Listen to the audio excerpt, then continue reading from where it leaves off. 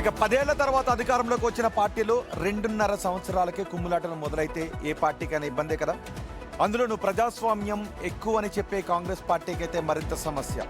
తుంగతుర్తిలో అదే జరిగింది. కొన్నాళ్లుగా పార్టీకి తలనొప్పిగా మారిన తుంగతుర్తి అంశం ఇప్పుడు క్లైమాక్స్కు చేరింది.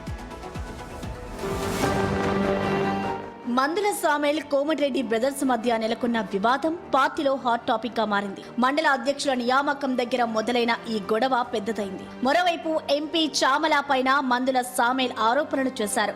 బాహటంగానే విమర్శలు చేశారు. ఈ వ్యాఖ్యలకు కోమటిరెడ్డి బ్రదర్స్ వర్గం కూడా కౌంటర్ ఇచ్చింది. దీంతో విభేదాలు తారాస్థాయికి చేరాయి. పార్టీకి జరగబోయే నష్టాన్ని ఊహించిన అధిష్టానం ఈ వివాదానికి ముగించాలని నిర్ణయించింది.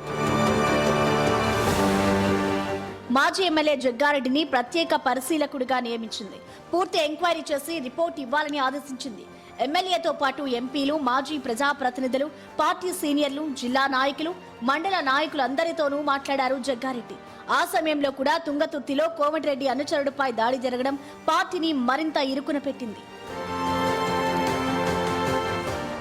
తాజాగా జగ్గారెడ్డి 7 పేజీల రిపోర్ట్ను సీల్డ్ కవర్లో పీసీసీ చీఫ్ మహేష్ కుమార్ గౌడ్కి అందించారు.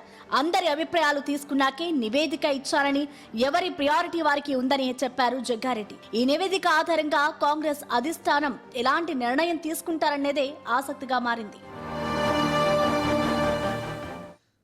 చూద్దాం. 7 పేజీల నివేదికను అందజేశారు. 7 పేజీల నివేదిక తర్వాత వివాదం సద్దుమణిగిపోతుందా, లేదు ఆ నివేదికలు ఏదైనా ఆధారంగా చర్యలు తీసుకుంటే ఇది మరో వివాదానికి దారి తీస్తుందో